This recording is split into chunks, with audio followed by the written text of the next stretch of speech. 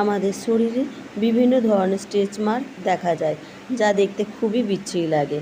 এর বিভিন্ন কারণে এটা হতে পারে। বাচ্চা ডেলিভারি হওয়ার পর এই স্ট্রেচ মার্ক দেখা যায়। এছাড়া ওয়েট লসের ফলেও এই স্ট্রেচ মার্ক দেখা যায়। আজ তোমাদেরকে দেখাবো কিভাবে ঘরে বসে এই স্ট্রেচ মার্ক তোমরা দূর করবে। হাই ফ্রেন্ডস, আমি মানসী। কেমন আছো তোমরা? আশা করবো সবাই ভালো আছো এবং সুস্থ আছো, আর আগের থেকে নিজের অনেক অনেক বেশি খেয়াল রাখছো।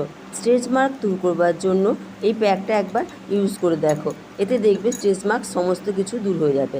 এটা তৈরি করতে লাগবে 1 চামচ চিনি, 2 চামচ নারকেল তেল,